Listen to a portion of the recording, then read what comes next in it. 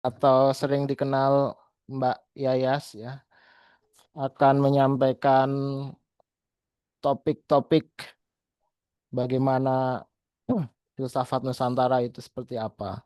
Sebelumnya eh, kita akan menyampaikan rule dulu ya. Jadi nanti narasumber Mbak Yayas ini akan presentasi sekitar 40 menit. Kemudian nanti setelah itu jika ada teman-teman, saudara-saudara yang akan bertanya bisa open mic atau menuliskan di chat ya pertanyaan-pertanyaan itu. Nanti setelah itu nanti akan diskusi.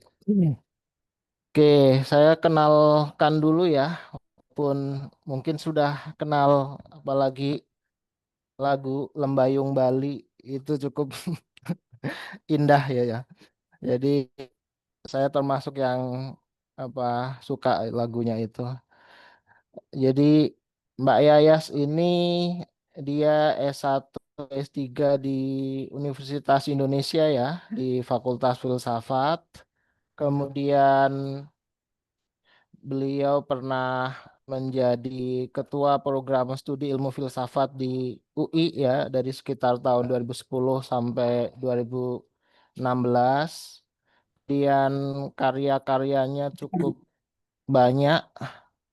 Ada kumpulan puisi Jiwa Putih, kemudian riset-riset juga yang risetnya mencoba mengeksplorasi ekofenomenologi, kemudian eksplorasi tentang hak asasi manusia, gender. Jadi eh, filsuf perempuan di Indonesia memang jumlahnya nggak banyak ya. Misal ada Karlina Supeli, Tuti Herawati, Gadis Arifia, Siti Ningsih, kemudian ada ini Mbak Yayas itu ya yang akan kita dengarkan pandangan-pandangannya, perspektifnya karena eh, riset-risetnya cukup menjelaskan bagaimana filsafat itu tidak abstrak ya, tapi juga bisa berpikir konkret tentang relasi manusia dengan alam, manusia dengan manusia, dan manusia dengan Tuhan. Gitu.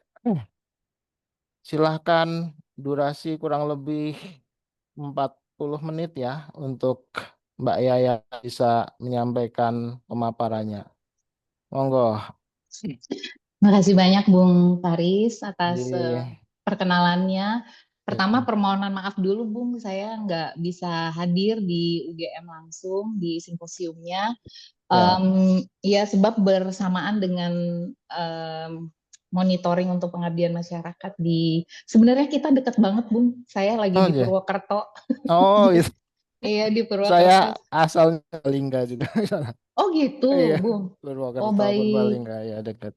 Saya tadi barusan habis dari Karangsari, Karangtengah, desanya Desa Oh iya iya Karangtengah, ya tahu samping tahu. stasiun Karangsari. Iya, Ah, jadi iya. kami bangun bareng sama warga ibu-ibu di sana untuk kebun komunitas ya. Gitu. Oh gitu. Jadi Siap siap siap.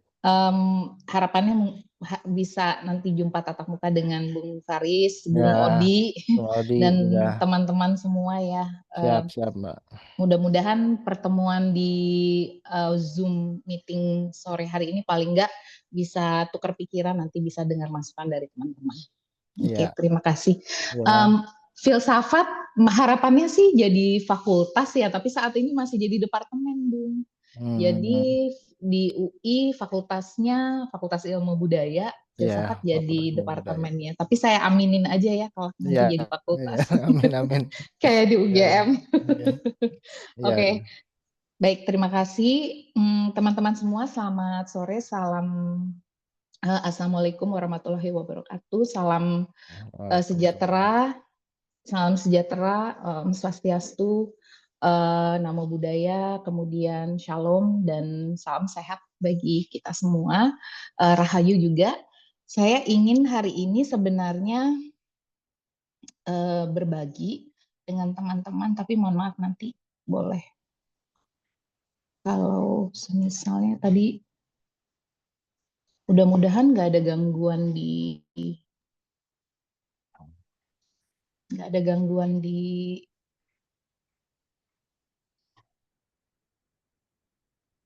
mudah-mudahan tidak begitu ada gangguan di jaringannya karena di Purwokerto hujan deras banget. Tadi kehujanan. Kalau misalnya teman-teman semua, kalau di filsafat kami saling memanggil itu Mbak dan Bung. Sekiranya dari teman-teman melihat motif ini adalah motif tenun geringsing dari yang merupakan hasil karya dari masyarakat adat Tenganan Pegeringsingan yang ada di Karangasem. Sepertinya cocok sekali untuk membuka sebagai visual, cocok sekali untuk membuka pertemuan kita pada sore hari ini, yang memang maknanya itu sangat dalam ya. Pertama, kan waktunya 40 menit ya, Bapak Ibu, teman-teman, Mbak Bung semuanya, jadi saya bisa lama ceritanya, nggak diburu-buru. Motif daripada tenun ini pertama warnanya ada merah, ada hitam, dan juga ada sedikit seperti teman-teman lihat ada warna kuningnya juga, dan putih ya, yang memang adalah warnanya tridatu itu di dalam tradisi Hindu Bali. Warna tridatu itu juga mewakili manifestasi Tuhan ke dalam Sang Hyang Widi ke dalam Ista Dewata, Dewata Brahma Wisnu Siwa, yang di dalam motifnya juga seperti tanda plus gitu ya, tanda plus. Maknanya juga geringsing dari bahasa Bali, geringsing. Gering artinya sakit, sing artinya tidak, yang artinya tidak sakit ya, jadi semacam tolak bala. Jadi di balik yang merupakan karya kerajinan tenun yang sudah luar biasa, tetapi punya makna yang sangat mendalam bagi masyarakatnya. Ada tata cara tersendirinya untuk menenunnya, ada perhatian khusus pada langkah-langkah dan juga sangat mendetil pada peran pengrajinnya yang juga bukan hanya siapapun ya, tetapi mereka meyakini kain ini juga sebagian daripada harapan mereka untuk menolak berbagai macam bala, kesengsaraan, dan kesusahan gitu. Iya. Nah, baik. Pasti teman-teman di sini berpikir kenapa setelah dari tenun geringsing tiba-tiba ada komodo. Nah, seperti tadi juga Bung Haris sudah ceritakan, perjalanan meneliti tentang filsafat Nusantara yang disebut apresiasi pada Laboratorium Filsafat Nusantara di UGM, menurut saya itu keren banget, yang memang berjalan sudah sangat. Bapak Saras Dewi atau siapa? Iya Bapak. Wih. Dari UI Bapak, salam kenal. Jadi memang kalau di masa yang terdahulu, ternyata misalnya dari ceritanya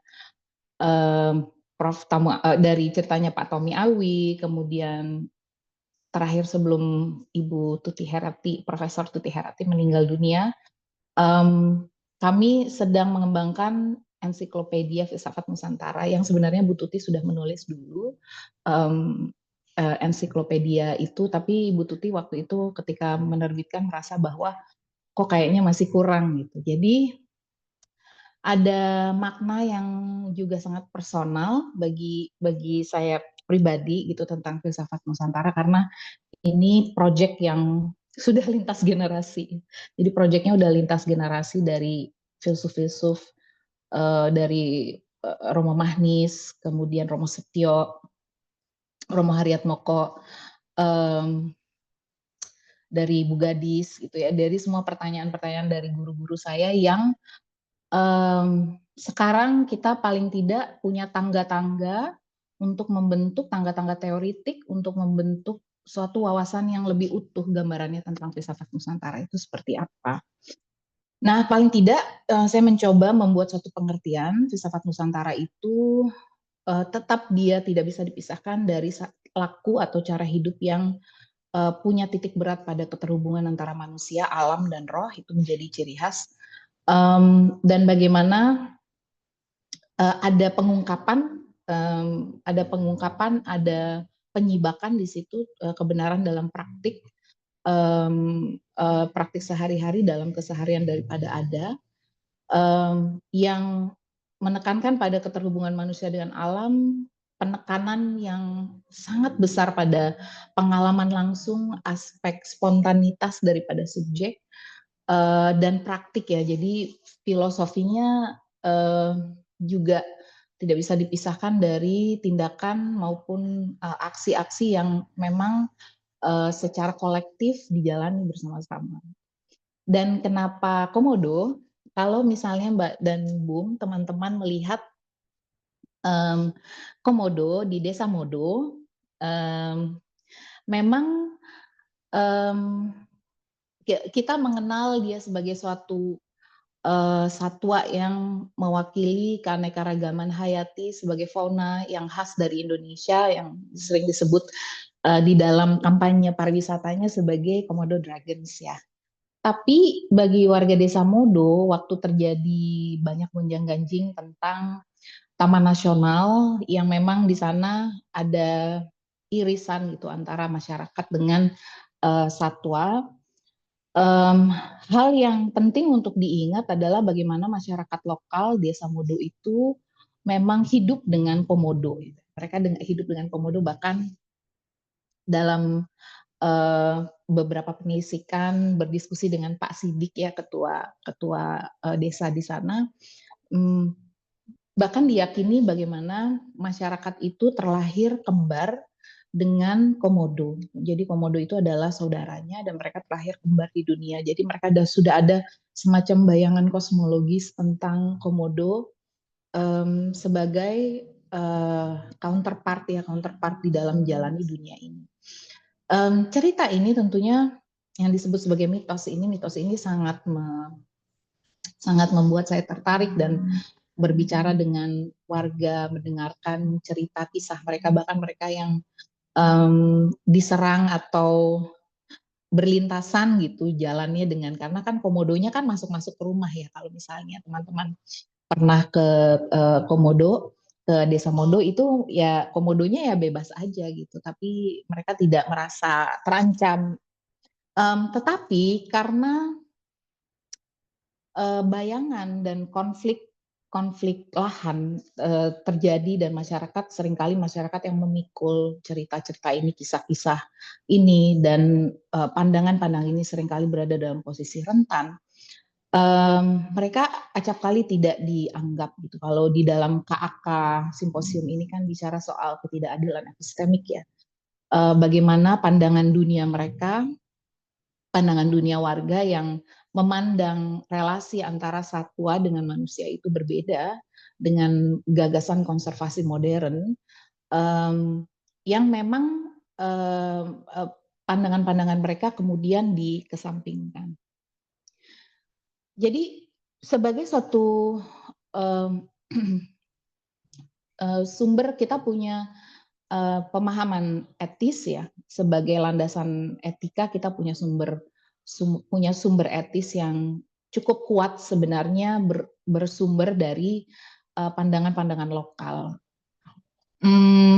yang sebenarnya juga banyak ditelantarkan menurut saya, bahwa nilai-nilai yang kita hidupi sekarang sehari-hari, bahkan di dalam sekarang kehidupan perkotaan dan di tengah masyarakat urban sekalipun, sebenarnya nilai-nilai itu sangat lekat dan tidak terlepas ya, bahwa sekarang hampir kita tidak menyadarinya, tetapi jejaknya masih bisa kita rasakan.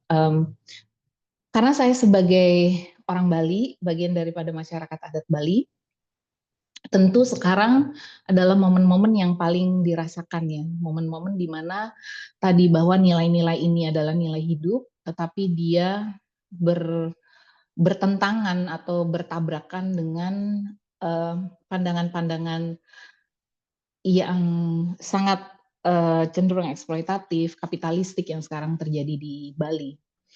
Tetapi filsafat Nusantara sebenarnya juga seperti yang tadi saya sampaikan, kita punya beberapa cara bahwa pada satu sisi yang harus diakui sebagai sesuatu yang empirikal adalah ada masyarakat yang hidup dengan nilai-nilai itu sampai saat ini, dari masa lampau sampai saat ini, dan mengamalkan kehidupan filosofi, pandangan filosofinya ke dalam tindakan dan laku hidup yang terjadi sehari-hari. Tapi tantangannya adalah sekarang di dalam simposium ini saya rasa mudah-mudahan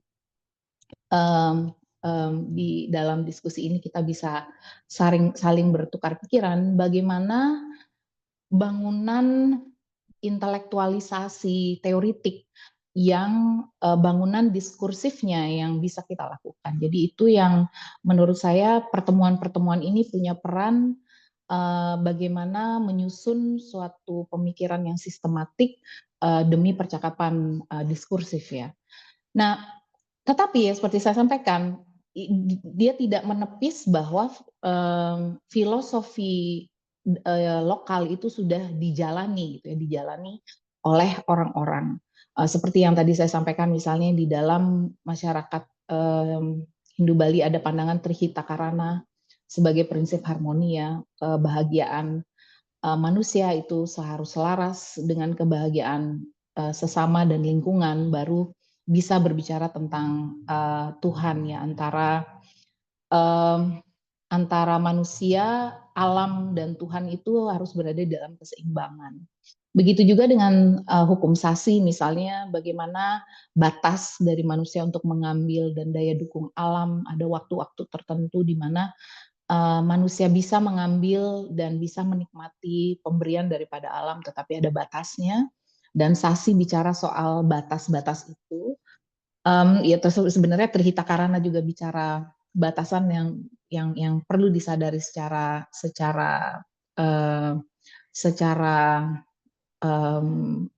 mendalam ya, bahwa banyak kerusakan, banyak keterpurukan relasi dengan lingkungan hidup terjadi dikarenakan tadi tidak diindahkannya batas maupun tidak diyakininya adanya batas, yaitu yang menurut saya juga berperan besar. Lalu juga beberapa aturan-aturan adat seperti awig-awig, yang sebenarnya dalam awig-awig itu ada semacam demokrasi di dalam awig-awig atau aturan adat yang dipegang oleh masyarakat adat pertanian di dalam tradisi pertaniannya sudah tertanam di dalamnya bagaimana memahami air, bagaimana membagi air, irigasi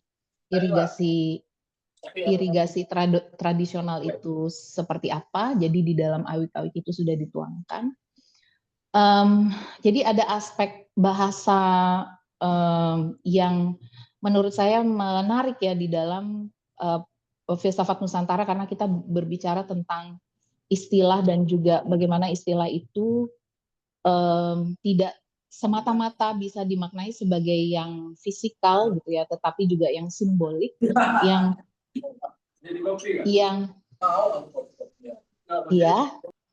yang mencerminkan suatu keterhubungan. Oke, pertanyaannya tentu ketika simposium filsafat Nusantara dan filsafat Indonesia itu pertama kali dilakukan, banyak perdebatan. Kalau tidak salah di tahun 2017-2016 ya kalau tidak salah, di mana perdebatannya apakah ada filsafat Nusantara itu, dan bahkan di dalam merumuskan ensiklopedia Nusantara bersama dengan beberapa individu dan juga begitu juga dengan beberapa kolega peneliti dan teman-teman, bagaimana dikatakan bahwa sebentar ya, dikatakan bagaimana apakah sebenarnya ada filsafat Nusantara tersebut gitu. Apakah filsafat Nusantara itu bisa disebut sebagai filsafat yang sistematis gitu. Jadi saya rasa itu juga menjadi pertanyaan yang soal keabsahan atau benarkah ada filsafat Nusantara. Saya rasa itu juga menjadi pertanyaan yang patut ya harus disanggah ya menurut saya, sebab saya ingat betul bagaimana pada mulanya juga perdebatannya adalah apakah ada filsafat di Indonesia yang jawaban dari beberapa mengatakan bahwa ada berbagai macam aktivitas berfilsafat di Indonesia. Jadi berserah pada beragam aktivitasnya saja. Yang mana menurut saya itu tidak salah, dan justru itu cara mudah yang mengatakan bahwa jelas ada filsafat di Indonesia. Kan ada kelompok komunitas berfilsafatnya, ada sekolah filsafatnya, kemudian ada penggiat filsafatnya. Jadi pastilah ada filsafat Indonesia karena dimaknai sebagai aktivitas-aktivitas. Tetapi apa yang juga saya rasa kala itu pertanyaan saya adalah, tidakkah ada ciri atau corak khusus gitu yang kita bisa sebut sebagai filsafat Nusantara yang memang dianggap bahwa ya semuanya itu adalah tuturan gitu, semuanya adalah vernakular, yang mana saat itu agak kesusahannya membentuknya menjadi suatu bangunan yang memiliki seluruh sisi dimensinya yang jelas bisa dilihat. Jadi saya rasa ini kritik-kritik yang mendorong. Saya rasa bukan saya saja, tapi banyak teman-teman di sini yang punya kepedulian dan juga rasa penasaran. Kalau bagi saya pribadi ada banyak juga rasa keheranan dan keinginan untuk terus membongkar dan menguak. Tapi paling tidak bagaimana kita mengatakan bahwa teks dalam konteks ini bukan hanya yang tertulis, yang mana juga di beberapa tahun ini saya rasa begitu banyak naskah-naskah manuskrip ya, maksudnya ya manuskrip-manuskrip yang dibongkar dan dipelajari kembali oleh generasi baru, didigitalisasi, yang aksesnya bisa publik dan bisa dibaca oleh siapapun. Kita melihat alih medium gitu ya, dari naskah dibaca oleh seniman, ada seni rupa, seni musik yang mereka menerjemahkan dari naskah itu bisa menjadi berbagai, misalnya saya ambil contoh aja naskah Merbabu ya, naskah Merbabu yang sudah ada komunitasnya yang memang mereka sangat antusias menguak naskah-naskah kuno itu, dan mereka terjemahkan dalam bahasa mereka menjadi kidung, kemudian juga menjadi tari, menjadi instalasi. Banyak sekali alih medium yang seperti itu, yang menurut saya sebenarnya naskah kita banyak gitu, dan yang ingin belajar tentang naskah itu juga banyak sekali ya. Nah, itu satu hal. Tapi di luar dari naskah itu, menurut saya juga berbagai macam hal yang kita sebut sebagai pengetahuan vernakular, bagaimana pengetahuan vernakular ini bisa dengan percaya diri kita sebut sebagai teks. Dia adalah teks, dan bahkan di dalam beberapa kasus dia adalah teks yang jauh lebih hidup dari beberapa pemikiran-pemikiran di barat yang sudah tidak ada masyarakatnya, sudah tidak ada praktiknya bahkan. Tapi sebagai tradisi filsafat mereka lebih bergema di telinga kita dibandingkan filosofi yang ada di sekitar kita gitu. Jadi itu juga menjadi pengingat gitu ya, bahwa bagaimana menempatkan pengetahuan vernakular yang ada, jajaran ini, penjajaran ini sebagai teks. Jadi ini yang menurut saya juga penting untuk dilakukan. Apa yang bisa kita lakukan di tahap awal, bahwa kita melihat bahwa ada dominasi wacana yang tadi saya sudah sebutkan sebagai diskurs ya, ada dominasi wacana yang menyebabkan adanya struktur, yang menyebabkannya ada hierarki kita. Makanya di awal-awal itu bahkan merasa kalau dahulu ketika saya masih belajar filsafat, ketika masih sarjana strata 1 gitu ya, meskipun saya udah belajar banyak sekali ajaran tentang Trihita yang terinspirasi dari Tatuam Asi di kampung saya, tetapi saya tidak menyangka bahwa itu adalah filsafat.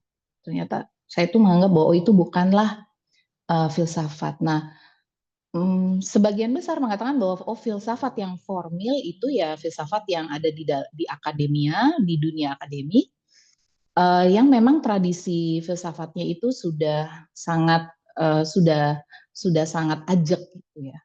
Nah, tentu dominasi wacana ini pada permulaannya amat sangat sulit untuk dipatahkan gitu ya. Karena kiblat daripada bersyukur di UGM perhatian dan energinya besar untuk merawat ya filosofi Nusantara. Tetapi misalnya kalau di Universitas Indonesia memang bobotnya jauh lebih besar pada filsafat barat. Jadi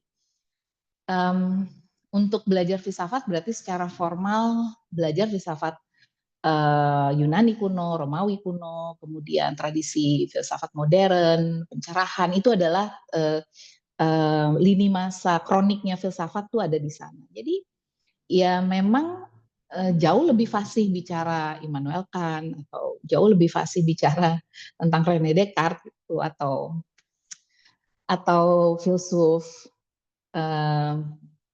filsuf barat lainnya ya jauh lebih merasa terampil gitu untuk bicara filsafat barat.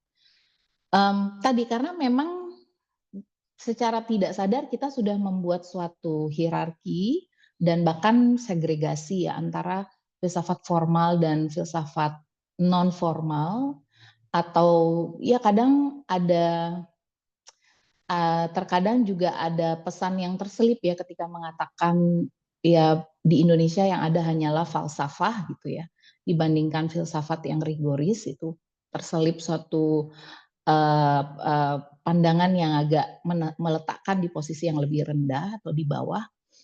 Memang perlu dibuktikan, itu perlu dibuktikan. Nah, ini yang menurut saya justru dengan munculnya, dan mungkin ini argumentasi yang juga setua zaman dalam belajar filsafat antara yang idealis dengan yang realis gitu. Tetapi tantangan zaman yang ada, problem-problem yang ada, membawa kita pulang lagi. Kayak saya merasa bahwa ada hal-hal yang nggak bisa disentuh dan tidak bisa dimasuki dengan metode atau pendekatan filosofi yang mungkin pemandangan dunianya itu beda dengan apa yang kita rasakan.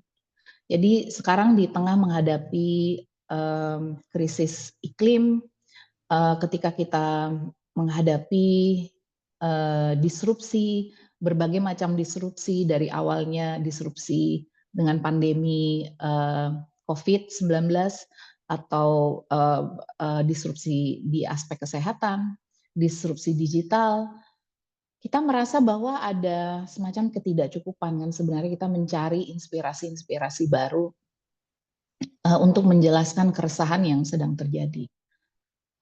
Sehingga yang mulanya kita terasing bahkan merasa tadi tidak yakin dengan entah itu nilai ajaran dan hal-hal yang dekat di sekitar kita, kita anggap itu sebagai filsafat. Kita merasa itu patut diujikan, patut harus selalu diujikan. Jadi ini juga beberapa yang sebenarnya sudah banyak kritik-kritik mutakhir dengan dekolonisasi yang memungkinkan kita punya pandangan yang sama sekali segar gitu ya, bahwa oh ternyata apa yang dialami adalah rasa keterasingan dan rasa terbata-batanya kita untuk menceritakan tentang filsafat Nusantara itu apa ya, sebab ada penyerobotan ruang di sana, ada penyerobotan bahasa di sana, ada penyerobotan dunia di sana yang terjadi. Kita sekarang punya tadi saya sebut sebagai tangga-tangga teoritik untuk mengatakan hal tersebut itu secara ilmiah. Nah, seperti yang tadi saya sampaikan, pengetahuan vernakular yang datang dari berbagai macam tuturan, dan sebenarnya di kesempatan ini saya ingin mengajak teman-teman semua untuk mencoba melakukan beberapa eksperimentasi dengan beberapa temuan yang sudah sejauh ini penelitian yang sudah saya lakukan dan juga sudah saya publikasi. Bagaimana pengetahuan vernakular yang dianggap tadi ya, karena ada segregasi antara yang rasional dan irasional, sementara filsafat Nusantara justru punya cara yang sangat distintif bermain di antaranya. Kalau boleh saya sebut sebagai ada playfulness-nya, ada permainannya di sana yang bisa kita cermati bangunan metafisiknya. Kemudian juga bagaimana tantangannya adalah ada suatu rekonstruksi epistemik ya. Jadi ada bangunan cara mengetahui hidup di dunia dengan yang terdekat dengan kita. Kita nggak perlu menggunakan lensa atau kacamata yang terlampau jauh atau yang sebenarnya dikoersikan dalam berbagai sistem pendidikan maupun dalam masifnya citra dan pesan dari budaya global yang justru terkadang membuat kita merasa bahwa jauh lebih dekat kita dengan budaya yang jauh dari keseharian kita. Jadi ini juga rekonstruksi epistemik yang sebenarnya gimana sih cara orang Indonesia itu mengetahui dunianya, kan itu pertanyaan. Kalau kita balik dia jadi pertanyaan penelitian kan seperti itu. Cara mengetahuinya seperti apa? Ya tentu tidak serta-merta terlampau ada pemilahan gitu ya, sebagaimana antara kita memilah yang melalui pengalaman objektifis murni gitu dan dengan akal dan rasio murni gitu. Jadi semacam ada dualisme di sana, tidak juga seperti itu gitu. Jadi ada cara mengetahui yang ternyata berbeda dan menarik untuk dipelajari. Oke. Ini dalam kunjungan ke Danau Sentani, kalau misalnya teman-teman mengetahui tentang pohon sagu dan apa yang membuat saya takjub gitu ya dengan pohon sagu. Dan sagu itu dia panganan spesies yang tumbuh di wilayah khususnya di Indonesia Timur yang memang kita pandang dia sebagai suatu tanaman ya. Kadang tanamannya juga sehat jika dia tumbuh di lahan yang agak berawa, agak lembab dan ada airnya gitu. Di sana dia tumbuh dengan subur. Apa yang menarik dari pohon sagu dan bagaimana mereka berdampak bermakna besar pada berbagai macam masyarakat adat di Papua, bahwa ada dunia kosmologisnya yang di dalam memahami sagu dan kenapa sagu ini penting di dalam kita memahami filsafat Nusantara atau filsafat Indonesia. Sebab ya kalau kita mau bicara filsafat Nusantara ya filsafat Nusantaranya ya seluruh secara geografis yang kita bayangkan ya bagaimana keindonesiaan itu. Jadi dia suatu tantangan untuk memahami dari banyak dan beragamnya pandangan dunia yang ada di Indonesia. Dan ini jadi tantangan yang sebenar-benarnya bagi siapapun peneliti yang mencoba memaknai filsafat Nusantara, gitu. Karena itu juga bentuk dekolonisasi di pikiran. Karena selama ini fokus kita pengetahuan pembangunan dan nilai-nilai yang terbentuk di bagian Jawa, kemudian sebagian di Pulau Sumatera, yang cukup banyak kajian di sana. Tetapi wilayah Indonesia Timur ini tidak tersentuh, dan sebenarnya kita perlu mendengarkan dari banyak sekali cerita. Jadi apa yang bisa dilakukan untuk melakukan konstruksi, memahami adanya konstruksi dan melakukan rekonstruksi, ya sebenarnya kita perlu mendengarkan. Itu yang ya filsafat dibangunnya saat ini ya dengan mendengarkan tuturan-tuturan, cerita-cerita, narasi yang disampaikan oleh individu-individu yang menghidupinya. Jadi filsafat Nusantara dalam konteks ini adalah laku yang kita perlu pahami, kita gali praktik hidupnya. Jadi genealogi pengetahuannya kan ceritanya kita bongkar nih ya, kita bongkar semuanya yang selama ini kita asumsikan, itu kita sangka dan sebagai terkadang dominan sebagai bias kita dalam memahami pengetahuan, kita bongkar semuanya, kita coba melihat. Nah, misalnya salah satu cerita yang di perkebunan sagu ini ya sebenarnya kalau dibilang Papua itu bisa menjadi lumbung pangan, ya lumbung pangan dunia ya bisa, karena mereka punya alam yang memungkinkan itu dan bisa memberi makan bukan cuma hanya manusia tapi makhluk hidup yang lain. Tetapi trajektori dari kebijakan politik dan juga pembangunannya terkadang justru berbenturan dengan aspirasi dan harapan dari masyarakat lokal. Ini yang tadi saya sampaikan, bahwa sebagian dari mimpi kita mendorong filosofi Nusantara juga memberikan tempat-tempat yang semestinya pada pandangan keanekaragaman pandangan yang memang sebenarnya kalau kita bicara keindonesiaan dan Nusantara, ya di sanalah kita semestinya mendengarkan yang selama ini terpinggirkan dan berada dalam posisi yang marginal. Misalnya saya dengar cerita bagaimana mitos Dewi Sagu ya, mitos Viemea itu pada mulanya ketika ada penciptaan dunia, untuk menopang kehidupannya manusia, diciptakanlah dari tubuhnya Dewi Sagu itu muncullah pohon sagu yang kemudian memberikan semua nutrisi dan kehidupan kepada manusia. Jadi ya tentu ini sangat mendalam gitu, filosofinya sangat mendalam, dan pengetahuan ini bahkan terkadang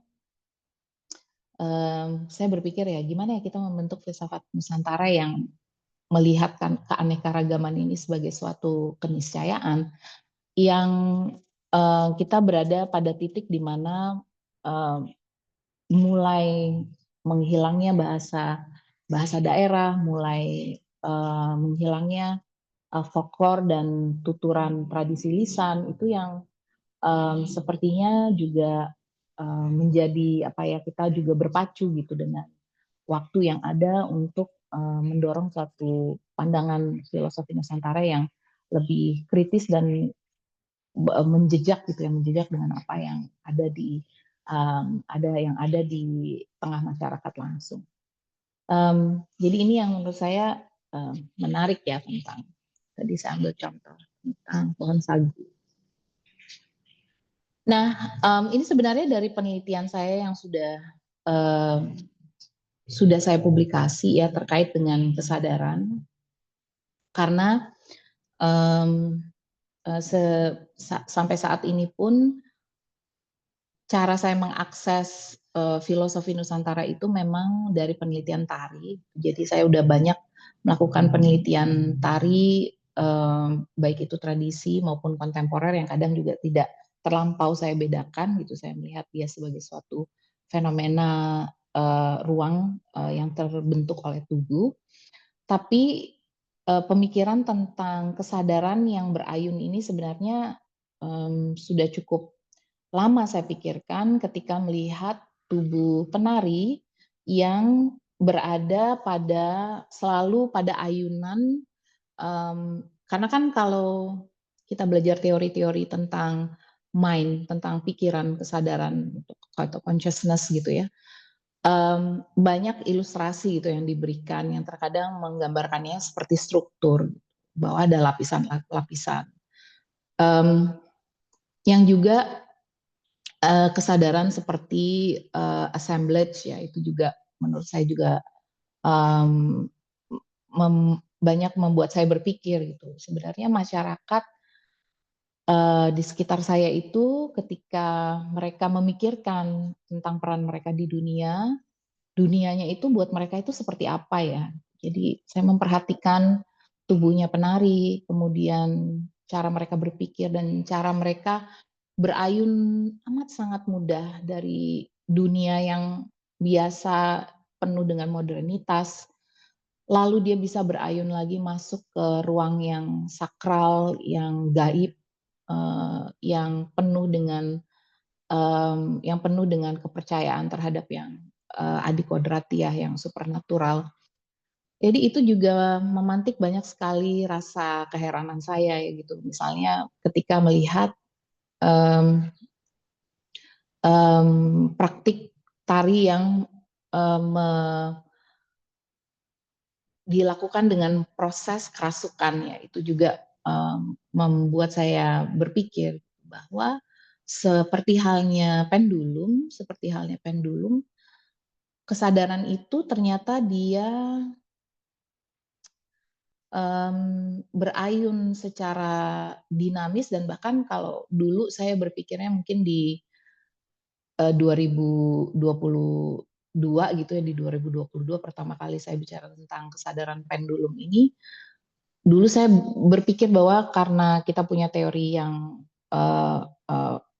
fisika dan juga matematis gitu tentang pendulum yang dia berayun karena ada satu titik penitik beratan yang membuat dia berayun, dan gerakan ayunannya sedemikian rupa sudah ada trajektorinya, yang belakangan juga saya berpikir bahwa ayunannya itu tidak sebagaimana kaku, seperti dia sudah diperuntukkan dari luasnya antara sakral dan profan ya. Kan teori sakral dan profan dari penciptaan yang sakral hierofani, yang sebenarnya di dalam tradisi masyarakat, dalam berbagai praktik yang saya cermati, penciptaannya itu tidak dari sesuatu yang kosong gitu, atau sakral profan itu sesuatu yang dipisah begitu aja, tapi justru karena pengistilahannya juga menurut saya ini mungkin kelak saya bisa punya istilah yang lebih sesuai gitu ya, tetapi dari dunia yang empirik nampak secara fisikal dengan yang melampaui yang fisikal, ini yang menurut saya keluasan untuk berayun di antara berbagai macam dunia itu juga menurut saya menarik ketika kita berbicara tentang filsafat Nusantara, bahwa perlu banyak pendalaman tentang diri gitu, dan saya rasa itu pasti banyak akan menghasilkan temuan-temuan gitu dengan mempelajari bagaimana persoalan tentang diri itu bisa dimasuki. Baik, memang sudah beberapa saat saya punya penelitian bersama tim yang saya lakukan di berbagai macam masyarakat, kemudian dengan beberapa tari yang unsurnya adalah unsur possession atau kerauhan ya, kalau orang Bali sebutnya kerauhan atau kerasukan. Yang pertama, riset pertama saya pada Sanghyang ya, semua tarian Sanghyang ini, tapi yang ada di layar adalah contoh tarian Sanghyang. Tes. Bapak Ibu teman-teman masih di sini ya? Masih, Mbak. Oke, baik, terima kasih. Yang Sanghyang di sini adalah Sanghyang Dedari. Kalau Sanghyang Dedari memang ditarikan oleh anak-anak perempuan, tetapi juga ada Sanghyang yang lainnya, ada Sanghyang Grobogan, Sanghyang Dongkang ya yang menyerupai seperti katak, kemudian Sanghyang Bojok menyerupai monyet, ada Sanghyang Jaran ya, Sanghyang Jaran yang menyerupai roh agung kuda yang memang mereka ciri daripada tarian-tarian wali atau tarian sakral ini, mereka menggunakan tubuh penarinya melakukan aksi-aksi atau berbagai macam tindakan fisik yang sangat ekstrim ya, misalnya berjalan di atas api, gitu, seperti Sanghyang Jaran berjalan di atas seperti debus gitu di atas api dan melompat tinggi, begitu juga Sanghyang Bojog, kemudian Sanghyang Grobogan yang mendorong semacam perahu, berbagai macam wujud yang kemudian didorong sepenuh tenaga, jadi ada semacam tenaga yang begitu besar. Jadi ini tari yang memang sangat erat hubungannya dengan tradisi animisme yang ada di Bali. Dan apa yang bisa kita pelajari dari tari Sanghyang, dari penelitian dan pendalaman yang saya mewawancarai masyarakat penarinya, kemudian juga berusaha melihat keseharian mereka seperti apa dan pandangan mereka tentang tarian itu seperti apa.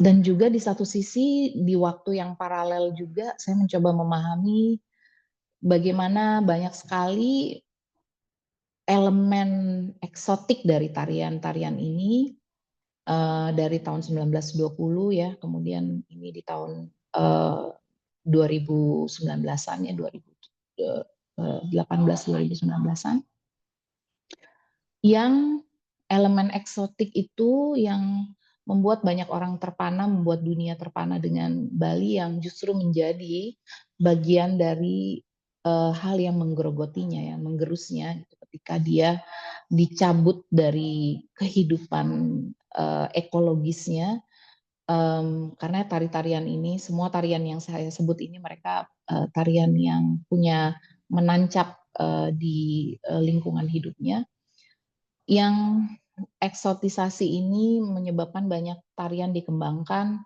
dipindahkan panggungnya ke auditorium, ke hotel, yang secara paralel di satu sisi ada kelangkaan atau ada krisis ya yang terjadi di satu sisi banyak kecemasan tentang punahnya tarian-tarian kuno ini, tapi di satu sisi potekan daripada tarian ini mereka diperlakukan dengan cara-cara yang tadi terkadang hanya menggarisbawahi eksotisasinya, hanya menggarisbawahi bahkan kapitalisasi tubuhnya, karena kan etalasenya kapitalisme dari pariwisata yang terjadi di Bali yang sekarang berada di dalam tahap over tourism yang kelebihan beban, sangat simbolik ya, kegetirannya simbolik ke dalam tubuh penari atau tubuh perempuan yang memang kalau di poster-poster zaman dulu di tahun 1920 ya poster-posternya poster penari Bali gitu, itu menjadi etalasenya dunia tentang Bali itu seperti apa. Jadi ini juga kontras yang terkadang waktu itu saya merasa bahwa nggak begitu punya perangkat yang pas gitu untuk membahasakan kontras ini. Begitu juga ternyata apa yang terjadi di Bali, dia terjadi di tempat-tempat yang lain. Saya yakin teman-teman di sini yang punya, saya punya teman-teman dan juga mahasiswa S1, S2 dari Indonesia Timur yang berkisah tentang ritual-ritual yang mereka lakukan, ritual tolak bala yang mereka lakukan yang juga berada di dalam suatu ambang ancaman siapakah yang akan meneruskan, apakah ada yang tertarik untuk melakukan ritual-ritual itu yang sangat nyata terjadi dikarenakan banyak modernisasi yang terjadi di lokasi itu. Seperti halnya seblang, tari seblang yang ada di Banyuwangi, saya nanti menunjukkan juga ke teman-teman riset saya yang saya lakukan beserta teman-teman di Komite Tari. Penelitian ini saya lakukan dari tahun 2020 ya bersama Jos Marsi, seorang koreografer dan juga seorang penari, dengan Yola Yulfianti, dosen IKJ, kemudian dengan Akbar Yumni, seorang kritikus seni pertunjukan.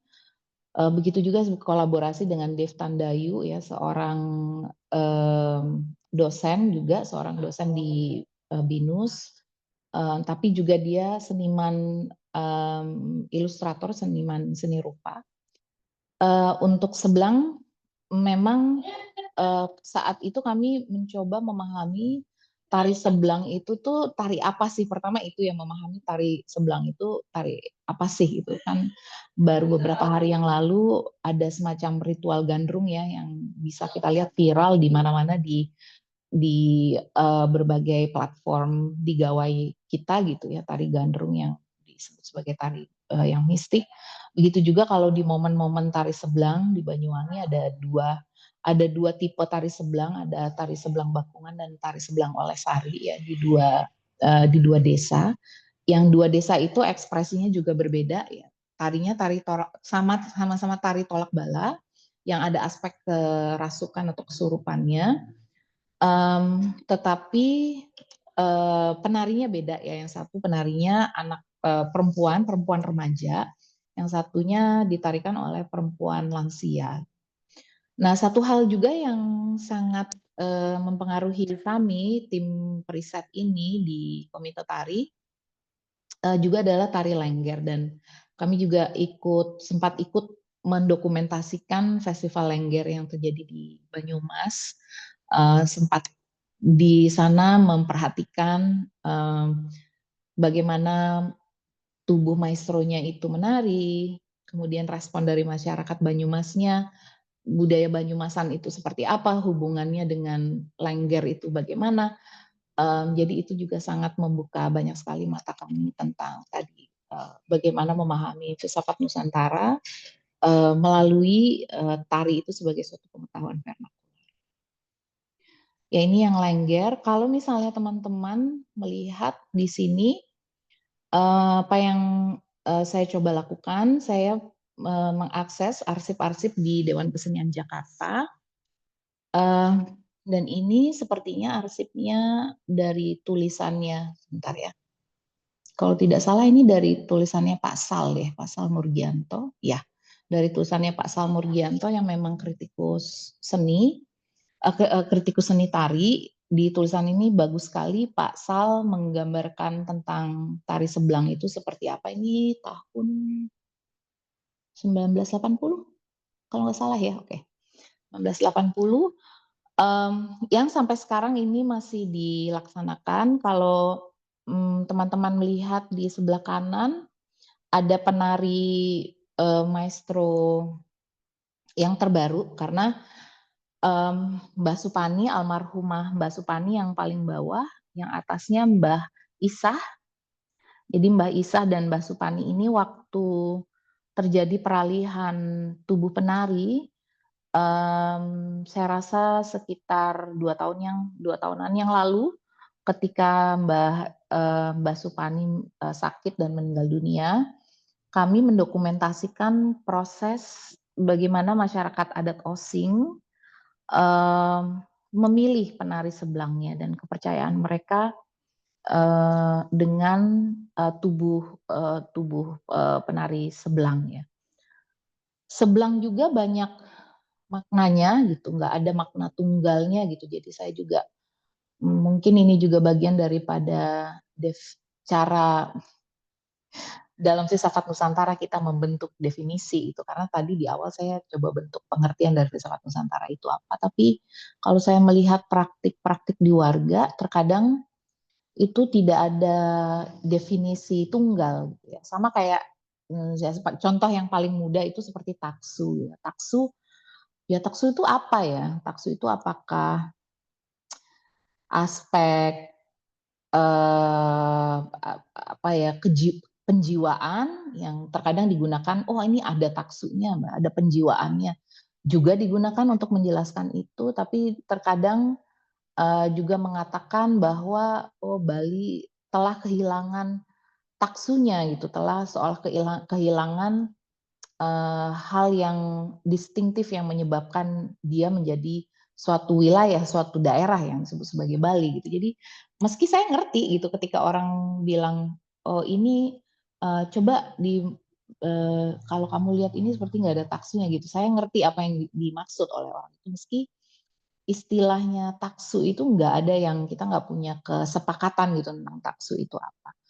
Sama juga seperti sebelang, bahwa ada yang mengatakan sebele ilang gitu ya, jadi mirip seperti geringsing ya, tidak sakit atau lepas dari sakit dan sengsara, atau ya tadi sebele ilang, sialnya bisa hilang, atau bahkan ada yang mengatakan Wessing juga dalam penelitiannya dia bilang seperti ratu seberang gitu, dunia seberang. Nah itu yang juga menarik, dia adalah penari sebelang dianggap sebagai kehadiran ratu dari dunia seberang, dari dunia yang berbeda. Itu juga menurut saya sangat menarik.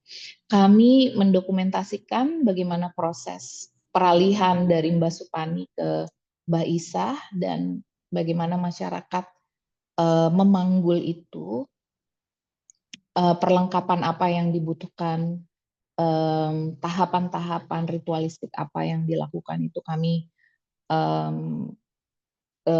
secara mendalam sekali mewawancarai Pak Pur ya, Pak Purwoko, Heri Purwoko, sebagai salah seorang tokoh di masyarakat adat Osing, dan mencoba mengerti ya maknanya kenapa melanjutkan sebelang gitu, kenapa sebelang begitu penting perannya di dalam hidup mereka ya. Dan jawabannya bermacam-macam, bahwa itu benar diyakini sebagai suatu bagian daripada persembahan untuk menjaga keseimbangan dunia. Misalnya di kala pandemi saya juga mendokumentasikan sebelang yang dilakukan oleh masyarakat ketika tidak ada pengunjung ya. Jadi karena ada pembatasan sosial dalam skala besar, tidak boleh ada keramaian ya kala itu, tapi mereka bersikeras bahwa tari sebelang itu harus dilakukan gitu, karena tari sebelang juga medium berkomunikasi dengan dunia seberang, supaya bisa dimengerti itu, bahwa mereka berusaha untuk memohon ampunan, untuk memohon anugerah dan diberikan kehidupan yang membaik gitu ya. Jadi mereka di dalam kondisi itu, dan itu tidak ada mati lampu ya waktu saat ritual itu, benar-benar sangat terasa keramatnya, itu terasa sekali. Dan tari sebelang ini memang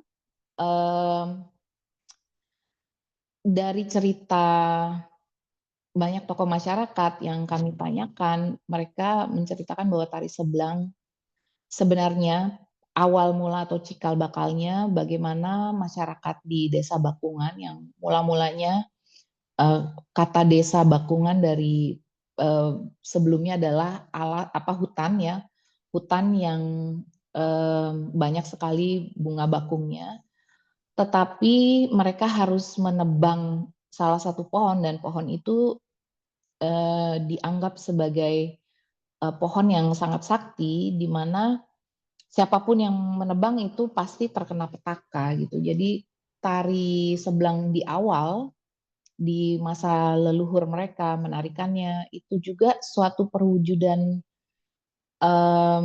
dialog dan negosiasi itu dengan dunia yang lain, dengan dengan uh, uh, dengan uh, apa ya entitas ya, dengan entitas yang tidak berada di dunianya manusia, sehingga tari sebelang itu dianggap sebagai yaitu tari bagaimana tari tersebut bisa menjembatani agar tidak ada, karena mereka ada kebutuhan untuk bermukim, tetapi di satu sisi ada alam yang kemudian memikul perubahan-perubahan drastis itu. Yang menurut saya juga di dalam kesadaran ada semacam, tentu ada semacam kedukaan di situ ya, ada semacam kedukaan, tetapi ada rasa ingin bertahan hidup. Jadi tari ini juga menggambarkan segala kompleksitas itu tentang keberadaan manusia dan lingkungan hidup. Sementara itu, jika teman-teman melihat yang di Banyumas di sini, dua penari yang misalnya teman-teman tertarik mendalami Lengger, ada Otnil dan juga ada Otnil dan Mas Rianto, yang dari situ saya banyak sekali belajar tentang bahwa di dalam dari kesenian dan dari seni tari kita bisa membayangkan tubuh yang tidak selalu harus biner gitu, tapi tubuh yang selalu hidup dalam vitalitasnya, dinamis, dan kita coba membayangkan bahwa oke, teori gender dan gender playfulness ini ada di dalam tarian-tarian ini, khususnya salah satunya adalah tarian Lengger. Jadi kami juga membentuk mencoba mengembangkan cara pandang interaksi tubuh penari dengan keseluruhan dari dunia yang dihayati, baik itu dari audiens atau masyarakat atau warganya, kemudian berbagai macam tata cara dan ritual yang dilakukan, yang kita gunakan suatu metode yang disebut sebagai koreografi sosial. Apa prinsip pada koreografi sosial yang saya coba gunakan, saya coba kembangkan untuk memahami bagaimana tubuh dan ruang ya, tubuh dan spasialitas itu yang saya coba pahami. Nah, sebagai metode sebenarnya koreografi sosial itu berbagai macam praktik membaca kembali, merancang dan bahkan merespons suatu pola gerak tubuh dalam ruang sosial yang muncul sebagai bentuk ekspresi, tapi melebihi itu tadi saya sudah menggunakan istilah menegosiasikan tadi ekspresi keragaman gender, kekhawatiran kecemasan terhadap lingkungan hidup, kebencanaan ekologis itu yang muncul sebagai motif daripada diselenggarakannya ritual dan tari-tarian ini, yang tidak hanya kita, ya sebenarnya kan teori sosial, kalau kita lihat bagaimana Judith Butler misalnya, Judith Butler seorang pemikir teori sosial juga yang banyak meminjam metodenya itu dari seni pertunjukannya, yang mungkin teman-teman semua udah terbiasa mengetahui performativitas, yang tahapan-tahapan dan kerangka teoritiknya itu sangat terhubung dengan bagaimana seni pertunjukan itu dimaknai ya, bahwa diri itu sebenarnya seperti apa di dalam seni pertunjukan. Dan muncullah performativitas, ya tentu performativitas ini kemudian diperluas untuk memahami gender, dan mungkinkah kita menyebutnya sebagai esensi dari gender, kan sebenarnya substansi pokok daripada kritiknya Butler itu kan dengan teori seni pertunjukan itu mengkritik yang esensialis gitu tentang diri. Jadi saya rasa belakangan ini saya banyak berpikir bahwa bagaimana seni itu terkadang dianggap sebagai ranah yang sama sekali berbeda, bahkan sebagai suatu bagian daripada kita menyebut episteme sebagai pengetahuan maupun sebagai gambaran bayangan kita tentang epistem itu terkadang dia dipisahkan gitu. Kita nggak bisa mencampur adukan antara epistemologi dengan misalnya aksiologi, khususnya apalagi estetika. Mungkin dengan etika masih ada tali temali jembatannya gitu ya. Tetapi justru melalui koreografi sosial ini mencermati dari beberapa, terinspirasi dari beberapa tokoh teori kritis, saya mencoba membayangkan bahwa bagaimana justru melalui pendekatan estetis dan estetis sebagai cara kita mengetahui, bukan hanya ya mengetahui itu kan sebenarnya juga yang terpenting merasakan ya tentang dunia. Jadi ini yang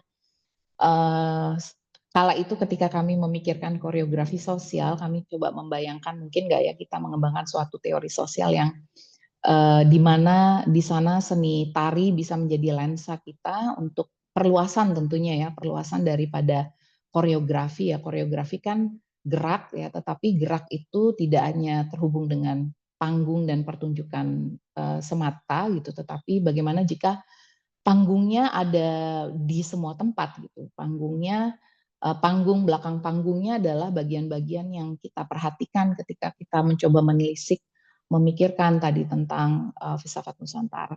Jadi koreografi sosial juga sangat membantu di saat kita kala itu mencoba mencari terobosan metode juga.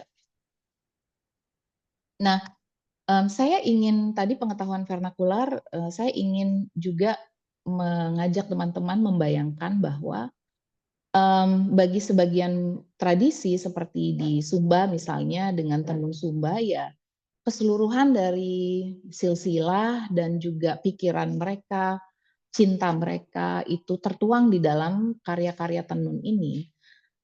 Yang saya sebut sebagai teks ya, tekstil ini atau wastra ya sebut sebagai teks gitu. Pengetahuan vernakular ini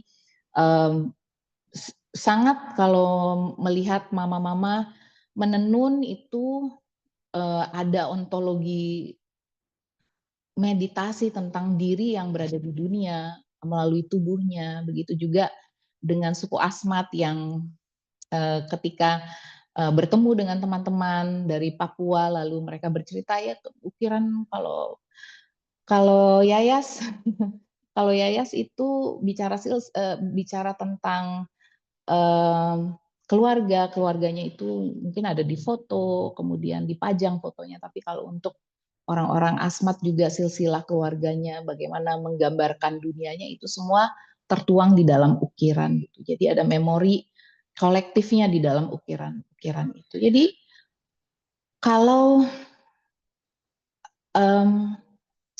objek-objek ini mereka bukan hanya benda biasa, itu yang secara metafisis juga kita perlu pahami. Misalnya kalau misalnya teman-teman bisa merefleksikan dari teks Heidegger, ceramah Heidegger yang bicara sebenarnya dekat dengan hal ini di The Origin of the Work of Art itu bagaimana Heidegger ingin mengatakan bahwa mungkin kalau di Barat kan benda-benda seninya itu ada di dalam museum, ada dalam galeri gitu ya. Tapi kalau di masyarakat kita mungkin lebih kebayang apa yang dimaksud oleh Heidegger bahwa di satu sisi ketika saya bilang dia sebagai work of art gitu, sebagai karya seni, dia bukan hanya benda yang sebagai suatu kerja atau dia sebut sebagai equipentality, sebagai suatu equipentality, bukan hanya untuk fungsi-fungsi kebendaan di dalam dirinya sendiri. Dia memikul fungsi-fungsi metafisis yang sifatnya mengungkap, dia sebut sebagai aletheia. Ini yang membuat saya berpikir, bagaimana benda-benda ini mereka bukan benda biasa. Ya bayangkan aja ya kalau di dalam banyak tradisi, saya juga bingung mau mulai di mana ya, karena hampir semuanya Mulai kita dibungkus ketika baru lahir gitu ya, ketika baru lahir dibungkusnya sama wastra, sama kain. Ketika baru lahir dibungkus dengan kain dalam berbagai macam peribadahan, dalam berbagai macam acara yang sangat bermakna pernikahan, kemudian bertumbuh dewasa, tanda penandaan momentum upacara kain-kain itu selalu digunakan sampai akhirnya di pembaringan dalam kematian pun dibungkus dengan kain. Yang makanya saya bilang mereka benda-benda empirik fisik itu, tetapi dalam pembuatannya senimannya, penenunnya, pengrajinnya, mereka membayangkan melampaui hal itu dan punya kuasa atau keampuhan melampaui itu, Pak.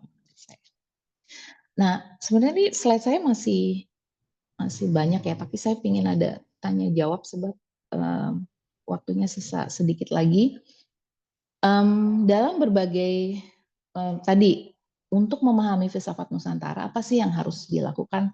Mendengarkan banyak cerita dari berbagai macam perjalanan individu di Indonesia dengan dunia kecilnya mereka masing-masing, yang kita coba pahami gitu secara filosofis, kita coba tempatkan diri kita secara empatetik berjalan bersama mereka. Jadi itu tantangan filsafat Nusantara juga semestinya ada kecintaan yang seperti itu ya, nggak hanya ingin membuat sistem rigoris ya itu penting gitu, nggak saya pungkiri, tapi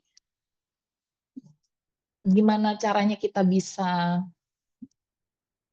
jadi lebih dekat dengan berbagai macam keragaman ini, jauh lebih melekat dengan keragaman itu, bisa merayakan secara memahaminya secara lebih dalam, sehingga bisa merayakannya dengan lebih meriah. Itu yang juga menurut saya semestinya menjadi motif untuk mendorong filsafat Nusantara. Ini salah satunya ketika di Riau, saya berkesempatan mengikuti alur sungai ya dari Palembang, Jambi, lalu sampai ke Riau. Saya mencoba memahami sebenarnya kenusantara itu bukan cuma hanya apa yang dituturkan aja oleh si manusia, yang mana yang dituturkan oleh manusianya itu tentang sebenarnya isian muatan dari tuturannya itu kan sebenarnya alam yang dia jalani kan. Jadi kalau kita berpikir tentang filsafat Nusantara, kenalilah dan rasakan, sentuhlah alamnya, kenallah alamnya. Kenal sungainya, kenal gunungnya, ya kalau kenal itu ya maksudnya kalau dari perspektif fenomenologi kan ya bukan dibaca aja tapi datang ke sana, sentuh, rasakan, jalani bentang alamnya itu yang ya agak susah ya kita mau bikin filsafat Nusantara tapi nggak utuh gambarannya soalnya kita juga nggak mengenal alamnya secara mendalam. Jadi waktu saya juga ke Riau itu,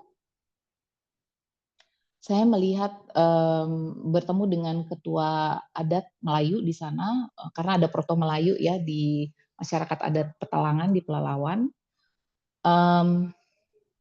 Yang saya perhatikan, saya dengar teman-teman dari Walhi, dari Greenpeace juga saya dengar ada seorang penyair yang saya kagumi di sana, penyair perempuan namanya Uut ya, yang puisi-puisinya itu yang membuka mata lah ya tentang perempuan Melayu itu seperti apa. Yang menurut saya juga kadang kita lupa gitu kalau mengikuti menyusuri ya kita bilang itu suatu pulau, kita sebut sebagai Pulau Sumatera, tapi kalau kita pahami keterhubungan bagaimana orang-orangnya itu dihubungkan dengan sungai, hulu hilir itu seperti apa, kita punya dunia dan bangunan metafisis yang berbeda lagi gitu. Itu yang menurut saya eksperimentasi yang juga kita perlu siap melakukan eksperimentasi seperti itu. Nah, ini salah satu ritual menumbai di mana di sini tokoh masyarakatnya melakukan semacam mantra, membaca mantra dan mengirimkan pantun ke pantun ke lebah ya, lebah liar, karena ini lebah liarnya kan di pohon sialang itu sebenarnya pohon yang tinggi sekali, pohon tinggi sekali. Yang kalau misalnya teman-teman sekarang lihat di berbagai macam wilayah di Sumatera, itu susah banget untuk menemukan pohon-pohon tinggi atau pohon-pohon sialang ini karena semuanya sudah berganti menjadi sawit sepanjang jalan. Sepanjang jalan saya dari Riau ke Siak gitu ya. Kiri kanannya semua udah nggak ada, hutan itu udah nggak ada sama sekali. Yang ada perkebunan ya, perkebunan sawit. Dan semakin susah, semakin langka sebenarnya untuk melihat ritual menumbai sebab kalau kita mengenal dunianya, lingkungan hidup itu dunianya bukan cuma untuk manusia, tapi juga untuk makhluk hidup yang lain. Maka kita lebih mengerti bahwa oh ternyata lebah itu kalau hidup itu dia butuh ekosistem yang sehat. Ekosistem yang sehat artinya dia sangat sensitif dan dia hidup di pohon-pohon tinggi, tapi kalau hanya disisakan satu pohon tinggi saja, tapi periferinya itu sudah penuh dengan gangguan dan juga tidak ada ekosistem yang memungkinkan dia untuk hidup ya, dia dengan sendirinya akan menghilang. Dan lebah itu mereka makhluk yang spektakuler gitu ya. Dan kenapa kalau kita belajar tentang misalnya lebah madu gitu ya, lebah madu itu mereka punya sistem demokratis yang kita nggak perhatikan.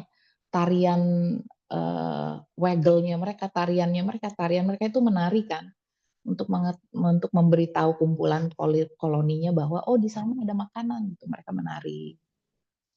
Kalau misalnya mereka akan berpindah sarang gitu ya, mereka melakukan pemilihan gitu, mau di wilayah mana, di mana dia lihat derajatnya dengan posisi matahari. Jadi kita nggak pernah ngebayangin bahwa makhluk hidup yang lain mereka bisa jadi sumber inspirasi. Tadi paham demokratis kita ya, mungkin demokrasi yang paling bagus gitu ya saat ini dibanding demokrasi buatan manusia. Ya tadi karena kita nggak secara cermat dan tidak cukup humble gitu untuk melihat bahwa di sekitar kita satwa alam itu memberikan contoh-contoh yang teladan yang sebenarnya perlu kita cermati. Termasuk ritual menumbai ini. Jadi ya sedih gitu kalau melihat bagaimana deforestasi berlangsung dengan kecepatan yang sangat mengerikan sehingga kita banyak kehilangan pohon-pohon ini. Nah tentu teman-teman di sini mungkin sudah pernah tahu ya yang viral di Instagram maupun TikTok itu pacu jalur.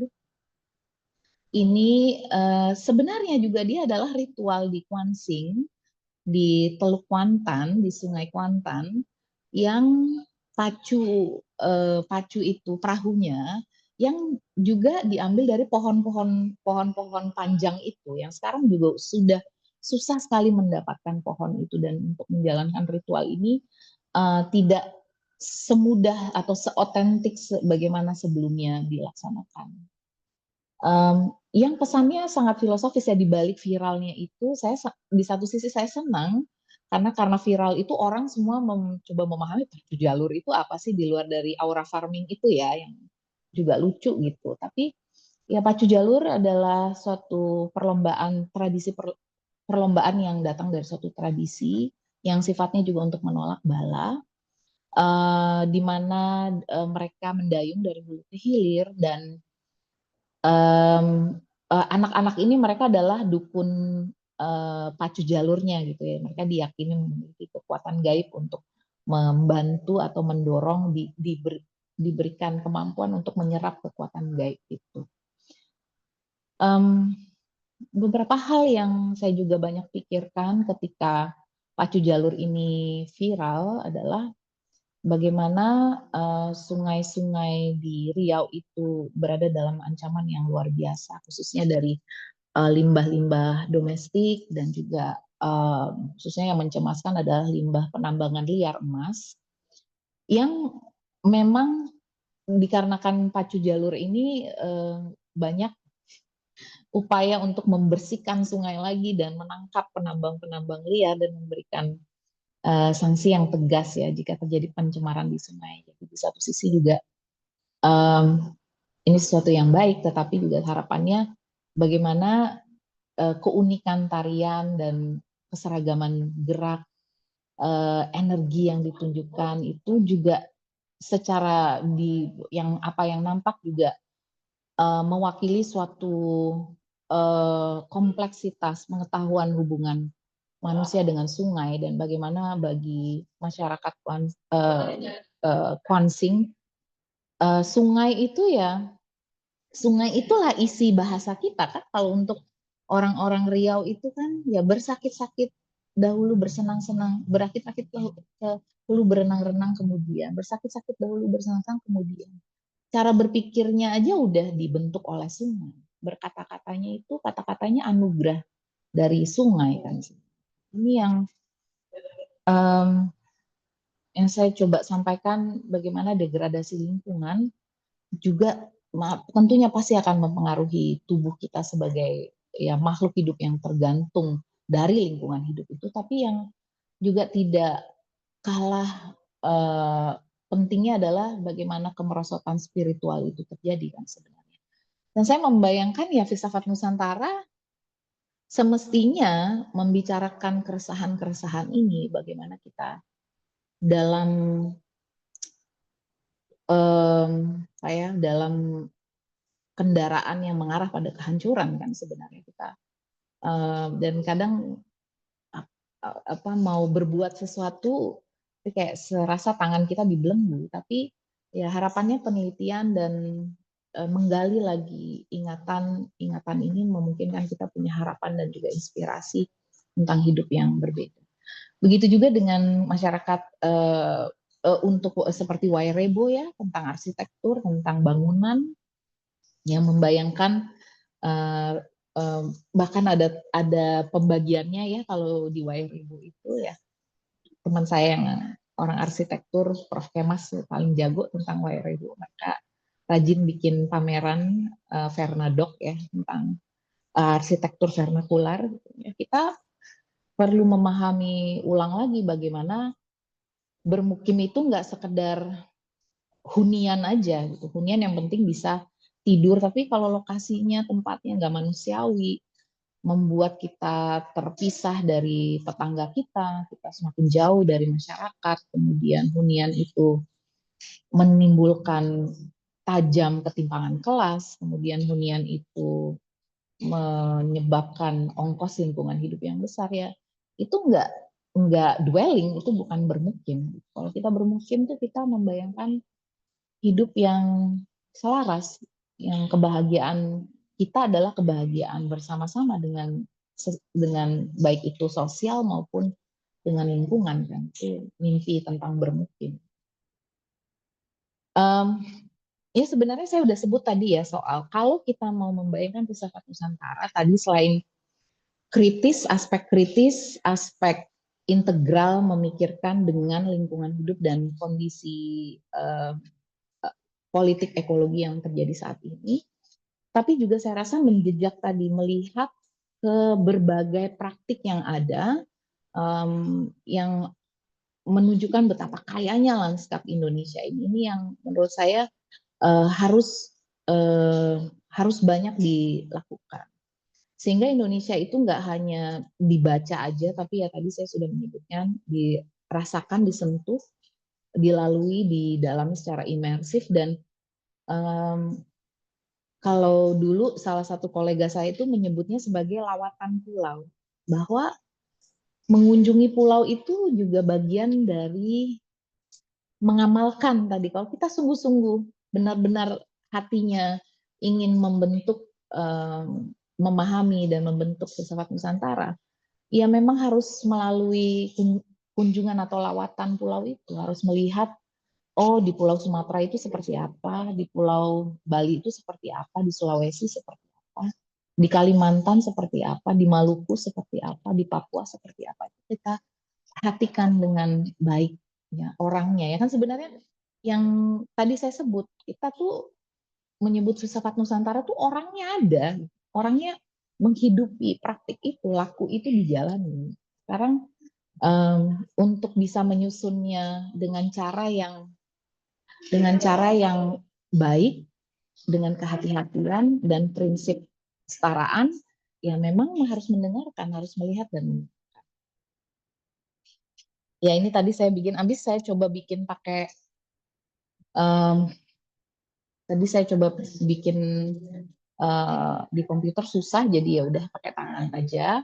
Jadi tadi kita udah masuk ke berbagai pengetahuan vernakular, ada rumah adat, ada tari, naskah, wastra, ada bunyi. Tadi saya belum cerita terlalu banyak tentang bunyi, tapi hal-hal ini membentuk spasialitas yang sangat unik, di mana ada lapisan di dalam lapisan di dalam lapisan lagi antara Tuhan, penghayatan terhadap Tuhan, penghayatan terhadap alam, terhadap relasi manusia dengan sesamanya dan antar manusia dan juga makhluk hidup yang lain. Dia terbungkus ya, terhubung menjadi satu. Jadi tidak ada cara yang lain sebenarnya di dalam tidak ada cara yang lain sebenarnya di dalam memahami filsafat Nusantara itu. Ada beberapa saya rumuskan ya, ini saya rumuskan menjadi beberapa poin-poin. Yang pertama soal filsafat, bahwa filsafat Nusantara itu saat ini adalah suatu proses ekskavasi masih berlangsung ya, penggalian ingatan yang tertimbun karena ada sejarah kuasa yang timpang. Ini mungkin dari pagi teman-teman sudah mendengarkan ini di simposium. Kemudian juga kita mesti mendekatinya dengan prinsip atau punya basis pada kesetaraan yang berpegangan pada keragaman, dan keragaman ini dalam pengertian baik itu manusia maupun keanekaragaman flora fauna yang punya orientasi pada kelangsungan biodiversitas gitu. Jadi filsafat Nusantara nggak hanya soal orangnya aja, manusianya aja. Dia perlu menjejak pada tanah, bahwa kita bicara pada soal ruang atau spasialitas yang tidak terpisah dan tidak mungkin lepas daripada kondisi ekologisnya. Lalu tadi beberapa usulan dan beberapa renungan soal perluasan seni, paling tidak dari pendekatan estetik tari. Jadi saya menyebutnya etik estetik yang membentuk suatu pengetahuan. Kita mencoba memahami nilai, maknanya, bagaimana nilai-nilai itu terbentuk, bagaimana relasi itu terbentuk dari koreografi sosial. Dan semuanya dimulai dari metafisika. Sebenarnya yang kita bicarakan dari awal tadi itu sebenarnya aspek metafisika yang kita bicarakan ya. Berusaha sebaik mungkin tidak terlalu mengutip atau bobot pada metafisika yang sebelumnya ada di Barat, tetapi juga bagaimana metafisika ini, apa yang saya rasa di dalam filsafat Nusantara, antara ontologi, aksiologi, dan juga epistemologi, dia nggak ada pembatasan seperti halnya kita belajar filsafat dengan cabang-cabangnya gitu ya, bahwa ini areanya metafisika, ini areanya epistemologi, ini areanya aksiologi, yang sulit sekali kita jumpai ya. Bahkan justru ya mungkin itu ketika kita memahami tadi penghayatan pada bagaimana di dalam bahwa benda-benda atau tradisi vernakular ini membentuk spasialitas tertentu ya.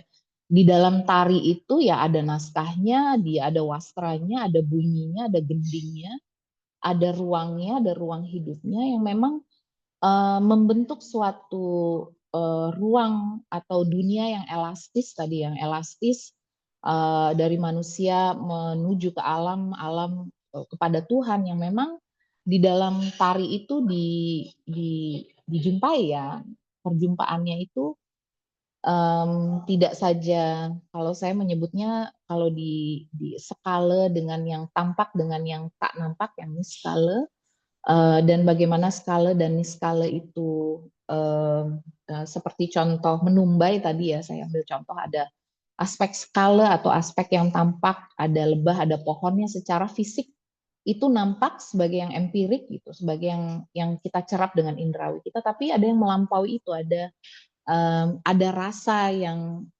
dianggap sebagai melampaui yang sekedar tampil secara fisikal, yaitu yang niskala atau yang tak nampak. Invisibilitas ini memang selalu menjadi fokus ya dari pembahasan metafisika. Tapi inilah yang mungkin saat ini kita belum punya gambaran yang lengkap ya, tapi perjalanan kita meneliti bersama tentang filsafat Nusantara mudah-mudahan bisa melengkapi.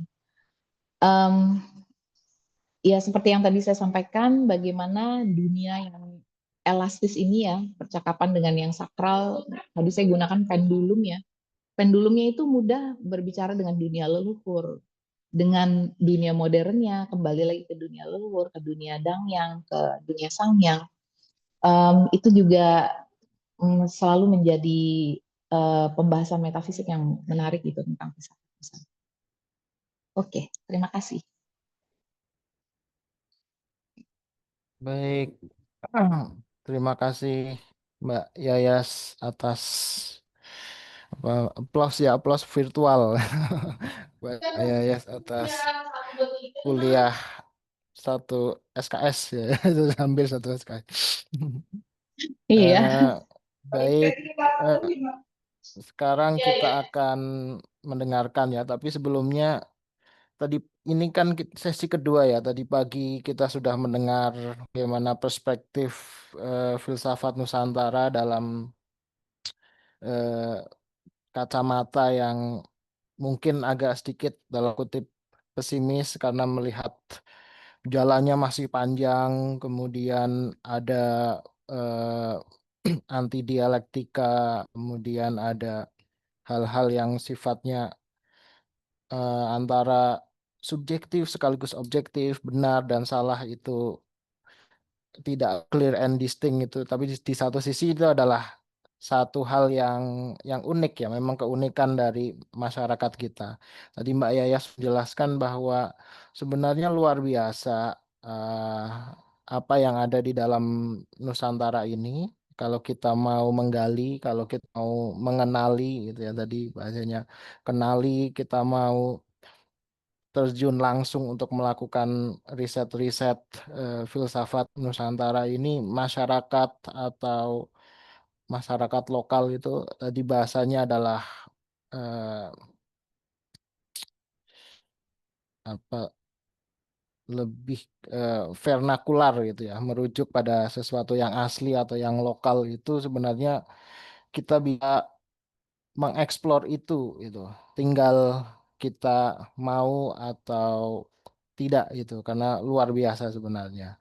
Nah, kita sampai pukul 17 dan saya lihat di grup chat itu Bung ada Faris, maaf kalau boleh sampai pukul, mohon maaf ya teman-teman yang ya. di Zoom juga kira-kira apakah mungkin sampai 4.45, soalnya Ah, mau iya. ngejar kereta, mau ngejar Oh kereta. iya ya, Ya, siap-siap Mbak.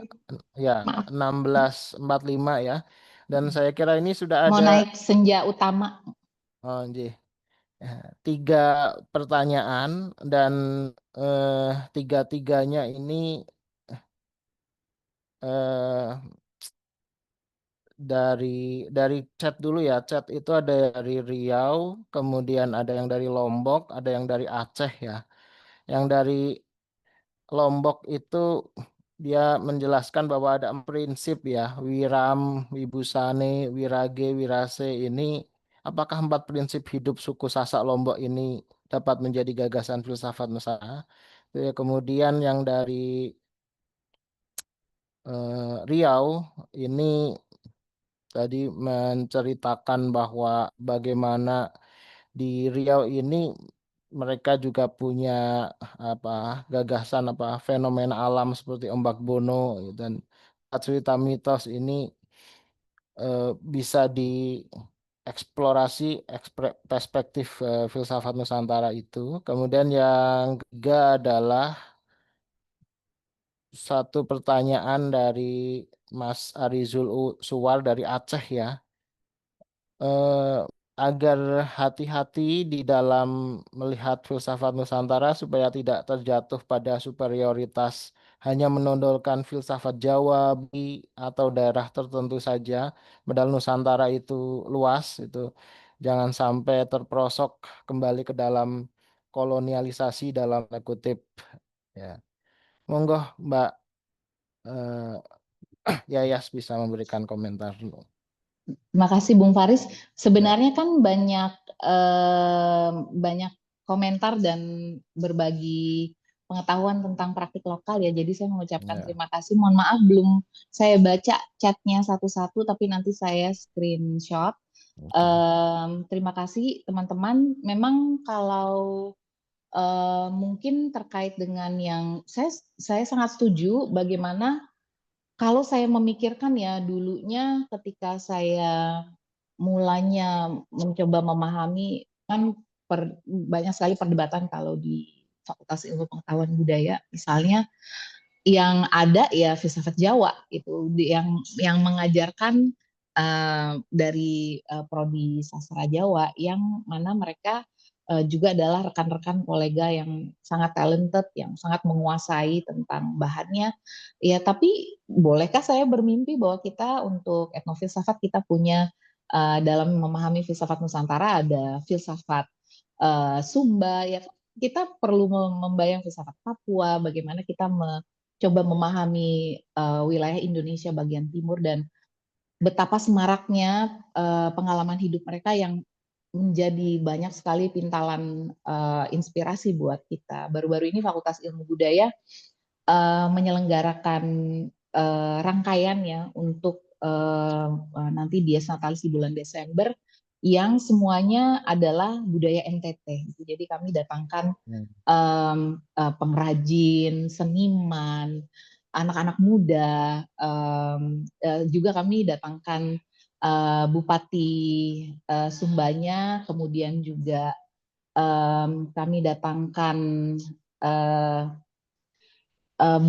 ya, termasuk pemangku kebijakan ya stakeholdersnya kami datangkan, terus kami coba mendengarkan sebenarnya apa sih yang bisa dikerjasamakan dengan perguruan tinggi atau dalam hal ini dengan UI, dengan Fakultas Ilmu Pengetahuan Budaya dan mendengarkan banyak sekali ide-ide cemerlang, cerita-cerita tentang di balik tenun mereka, kemudian kuliner atau cara mereka menikmati hidangan, makna hidangan itu seperti apa yang sebenarnya kaya sekali gitu bicara tentang alam, eh, kegairahan, kenikmatan dari kegairahan itu yang kadang kita nggak perhatikan itu gitu ya. Termasuk juga saat ini kita sedang suka sekali dengan tabola bale gitu, yang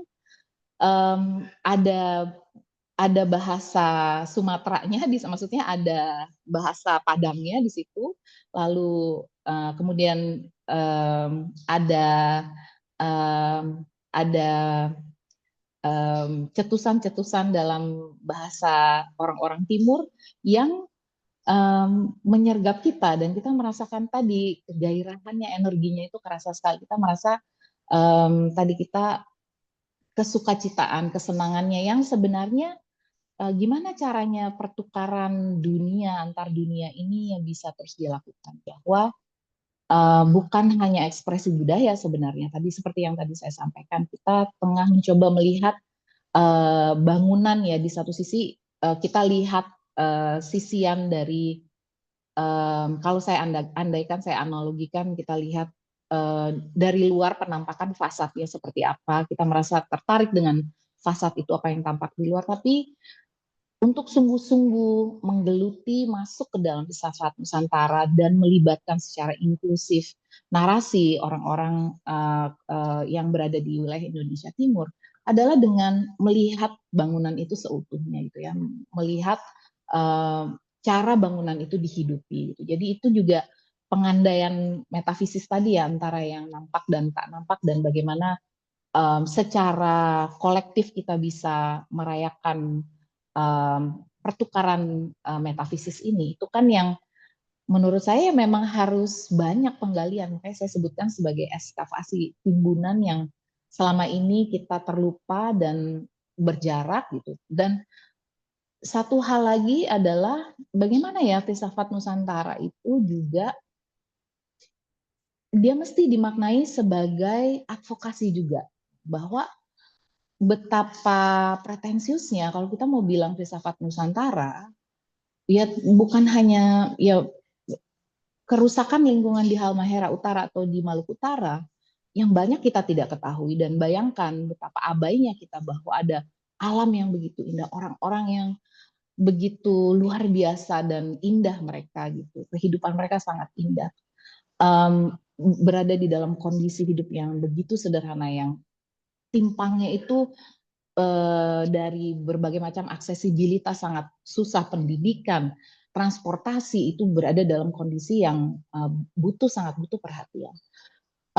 Dan di satu sisi mereka mengalami subjugasi yang luar biasa dikarenakan banyaknya pengerukan atau penyerobotan sumber daya alam.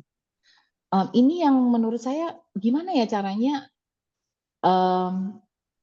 cita-cita kita mendorong filsafat Nusantara itu juga, kalau Bung Faris tadi menyebutkan kita mesti konkret, kita harus konkret menjejak dengan isu yang sedang berlangsung saat ini. Ada suatu problem lingkungan hidup dan kapitalisasi lingkungan hidup yang terjadi, bagaimana alam dianggap hanya sebagai komoditas yang mesti bisa ditangkap di dalam filsafat Nusantara. Jadi ya sebenarnya kan dalam rangka kita suatu kegiatan kerja besar kolektif yang dilakukan, yang punya tujuan-tujuan tidak hanya demi pengetahuan itu sendiri. Ya demi pengetahuan maksudnya kalau secara akademik apakah untuk kita publish di jurnal Scopus gitu ya, enggak juga kan ya, maksudnya saya sebagai orang yang harus nulis gitu wajib menerbitkan, oke, saya paham itu sebagai cara kita membentuk tradisi akademik gitu, tapi jauh lebih penting dari itu, jauh lebih substansial dari itu dan lebih urgent secara etik. Filsafat Nusantara itu harus bisa melihat bagaimana gimana caranya kita bicara soal ya misalnya setiap perayaan 17 Agustus gitu kita bisa bertukar-tukar kostum, merayakan tradisi ke daerah dengan kostum, tapi di satu sisi masyarakat yang menggunakan kostum itu dalam keseharian atau menggunakan baju daerah, baju adat mereka itu berada di dalam subjugasi gitu, berada di dalam posisi yang rentan. Jadi saya rasa itu sangat berbenturan. Nah, energi dalam mendorong filsafat Nusantara bukan hanya soal tadi mendata yang sangat teliti tentang praktek-praktek berharga yang dilakukan oleh masyarakat, membacanya ulang, menginterpretasikannya ulang, memediumkannya ke banyak platform yang bisa menjangkau lebih banyak orang. Tapi juga tadi dia harus punya peran-peran yang sifatnya berdampak dan mendorong kehidupan yang lebih baik ya bagi mereka yang memangku adat dan budaya tersebut. Jadi itu yang saya rasa baik itu di Riau, baik itu khususnya tadi saya sudah menyebut NTT maupun di NTB, misalnya saya ambil contoh di NTB, pengalaman saya di Lombok gitu ya. Di Batu Nampar di sebelah mungkin sebagian besar itu paling banyak ya turun di Praia pergi ke wilayah yang bagian baratnya gitu, yang sudah terbentuk citra yang dibentuk oleh pariwisata, Lombok yang sangat indah. Tapi kalau kita pergi ke wilayah timurnya, misalnya di Jeruwaru gitu contohnya, masih stunting itu masih tinggi, pernikahan anak itu masih tinggi. Gimana caranya kita bahas tentang filsafat Nusantara di saat individu-individunya berada di dalam kondisi yang mengenaskan. Jadi gimana cara kita menghubungkan ini yang mungkin bukan saya yang menjawabnya ya, saya membayangkan teman-teman yang ada di ruangan ini bisa membantu memikirkan dan juga memberikan usulan-usulan. Jadi ini yang ketimpangan, kemudian juga kondisi alam atau salah satunya juga gimana filsafat Nusantara di satu sisi kita perjuangkan, tapi sisi yang lain rekognisi adat terhadap masyarakat adat atau masyarakat lokal dengan sistem hukumnya, dengan lahannya, itu juga berada di dalam ancaman selalu gitu. Jadi kriminalisasi terus berlangsung. Kematian aktivis dan juga tokoh-tokoh adat juga terjadi. Itu yang menurut saya juga sangat menyedihkan. Dan harapannya ketika kita terus mengangkat cerita-cerita ini, mendengar cerita, menceritakannya ulang, mencari titik temu dan mencoba membangun bersama secara kolektif, itu kan inti daripada suatu gerakan kolektif untuk kebahagiaan bersama. Bayangannya landasannya dari filsafat Nusantara di sana, bukan untuk kepuasan intelektual aja, kalau menurut saya. Kalau di sana, Bu, ya mungkin apa bedanya nanti kita ya kayak teman tadi sampaikan tuh, jangan belum selesai di tataran pikiran sendiri gitu, masih kolonial. Dan itu pengingat yang bagus gitu, bahwa kita harus memperingati diri bahwa ini gimana caranya, basisnya adalah kesetaraan, dan kita punya tujuan tadi untuk membayangkan semua keragaman narasi ini punya tempat yang semestinya. Gitu sih, Bu. Baik, oke, Ya. terima kasih. Ini ada satu orang raise hand, nggak apa-apa ya, Mbak. Mbak Elizabeth bisa. Ya, Mbak Elizabeth, Baik, silakan. terima kasih Bung Faris dan Mbak Gede Saraswati Putri. Ini saya tertarik sekali pada pemaparannya tentang tarian, terutama jenis tarian kerasukan yang Ya, Mbak. direpresentasikan melalui hewan-hewan. Contoh Ya. itu tarian Sang Hyang Medari yang ditarikan oleh anak-anak kecil di Bali yang menjadi kata, kemudian yang lainnya oleh orang dewasa untuk menjadi bojok atau monyet, kemudian jaran, dan yang terakhir mengenai benda mati ya, gerobokan Ya. seperti mendorong perahu, itu perwujudan dari semangat yang kuat.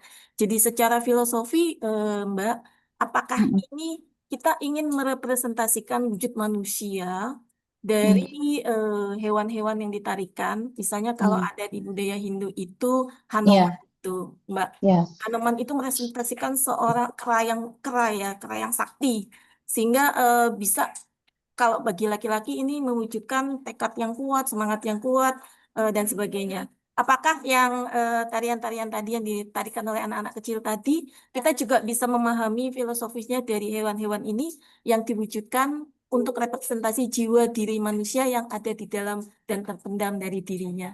Itu Ya. Mbak pertanyaan saya. Terima Oke, kasih. oke, Terus sama. oke, Mbak Elizabeth. Terakhir ini ada di chat, Mbak, ada Gen Z ini, Mbak. Jadi bagaimana menginternalisasi filsafat Nusantara khusus kepada Gen Z seperti teman-teman ini. Kuncinya pada Gen Z. Kuncinya Ya, semua pada Gen Z. oke.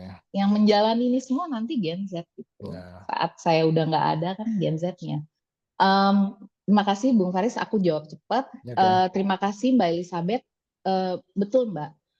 Apa yang menarik dari tari-tarian yang dekat dengan animisme ini, tentu kalau di dalam seni pertunjukan tari, mimikri peniruan pada satwa atau pada hewan itu selalu ada di dalam tradisi pertunjukannya. Tapi jika kita menilik secara filosofis, misalnya bayangkan bahwa koreografi tubuh kita adalah koreografi tubuh yang dekat dengan berbagai hidup yang ada di bagian hidup daripada alam. Tari-tari yang ada di dalam masyarakat yang mereka meniru burung, kebebasan burung, mereka mencoba meniru tadi kekuatan daripada jaran. Kalau di Karangasem itu Mbak Elizabeth memang dia utuh ya, maksudnya tersambung antara Sang Hyang Dedari dengan Sang Hyang Jarannya gitu ya, karena dianggap Purusa Prakrti gitu. Jadi Purusa Prakrti ada kekuatan kehidupan, sumber kehidupan Purusa dan Prakrti. Yang memang energi kreatif itu antara yang rohani dan yang materi itu memang banyak sekali dalam tradisi yang muncul juga dalam tradisi Weda ya, di dalam misalnya di dalam filosofi kosmologinya Samkhya contohnya. Tapi ketika dia diturunkan di dalam bentuk-bentuknya menjadi tari, apa yang menarik adalah seberapa dekatnya, khususnya Hanuman, bagaimana pandangan antropomorfis kita dengan kera putih dan bagaimana Hanuman itu digambarkan merepresentasikan kesetiaan, ketulusan, kepatuhan ya, yang cara-cara kita mengambil dan juga mencoba memahami sikap sifat yang ada di dalam dunianya satwa. Itu yang bentuk-bentuk playfulness juga, atau dari zaman leluhur itu ya, rasa bermain bahwa hidupnya dirinya dengan di dalam hutan, dengan hutan itu sesuatu yang sangat dekat. Misalnya di dalam tradisi Dayak, untuk menari, meniru dan mendengarkan suara hutan itu seperti apa. Dan tubuh itu kan dia bentuk yang, ya, tubuh satwa dengan tubuh manusia ini kan sama-sama kita merasakan dunia yang dibagi bersama gitu. Jadi saya rasa tidak saja pada aspek-aspek tadi ya, pada aspek-aspek kekuatan semata ya, tetapi juga rasa kita ingin melampaui bahwa ya sebenarnya manusia itu kan juga punya sisi hewan gitu, kita punya sisi hewaniahnya. Tapi peradaban membuat kita begitu jauh dan terpisah dari dunia hewan yang terkadang kita menganggap adab itu letaknya ada di manusia. Tapi tarian ini mengingatkan kita tentang adab yang berbeda. Ya, masa kita bilang manusia beradab tapi pohon di umur 200 tahun ditebang, hutan diratakan, itu kan nggak adab ya. Tapi kita diperkenalkan suatu cuplikan moralitas yang berbeda. Itu yang saya rasa saya bayangkan ketika mempelajari dan juga lihat bagaimana animisme ini dituangkan ke dalam tari. Yang Gen Z saya setuju banget. Sebenarnya bagaimana melalui medium digital juga cerita-cerita narasi ini dibagikan, yang menurut saya belajar banyak banget gitu dari TikTok, dari Instagram ya, dan melihat bagaimana anak-anak anak muda di seluruh Indonesia ini bercerita tentang keseharian mereka, mereka hidupnya seperti apa, adatnya seperti apa, orang-orang yang mereka cintai seperti apa. Itu yang menurut saya berbagi keseharian saja, kalau everydayness of being itu ya, itu mulai dari sana. Ya, tentunya tadi saya bilang tentu di gawai itu di bagian depan, di bagian permukaan, tapi bertemu dengan orang-orangnya, mendatanginya, mendengarkannya, itu juga bagian tahapan selanjutnya. Oke, Bu. Baik, oke, terima kasih Mbak Yayas. Wah, Terima saya kasih. secara personal banyak sekali pencerahan ya, insight yang disampaikan, dan saya merasa Mbak Yayas ini orang yang sangat mencintai Indonesia itu, mencintai Nusantara, karena Mencintai filsafat orangnya. ya, berfilsafat itu tidak hanya kepuasan intelektual semata itu tadi ya, tapi juga bagaimana kita bisa mencoba menggali, menemukan, kemudian menjejaki langsung Nusantara itu, pengalaman ketemu langsung. Jadi tidak top itu ya, tapi bottom up itu, dari masyarakat lokal kita bisa mendapati banyak ilmu pengetahuan yang sebenarnya luar biasa kalau kita mau melakukan eksplorasi itu. Thank you sekali Mbak Yayas. Terima kasih, Bu. Semoga bisa ketemu lagi di lain kesempatan. Terima Pasti, kasih pasti. ya. Terima kasih semuanya, Terima kasih, teman-teman. teman-teman semuanya. Terima kasih Terima Ya, kasih, Mbak atas Elizabeth. materi. baik. Terima Hati-hati di kasih. jalan Mbak Yayas. Baik. Oke, Terima kasih. Sampai jumpa. baik. Sampai jumpa. Selamat Sampai sore. jumpa Baiknya, Mbak Lugri, saya Sari akhiri Putri. Terima pertemuan kasih banyak. Simposium Nasional Filsafat Nusantara ini. Jadi. Assalamualaikum Terima kasih warahmatullahi Mas wabarakatuh. Faris. Selamat Waalaikumsalam. sore. Waalaikumsalam warahmatullahi Dia wabarakatuh. ngajar ya di Pak sana. Faris, sore. Terima kasih. Terima kasih. Pamit. Ya, pamit. Mari Mbak. Mari, Mari mari. Mas.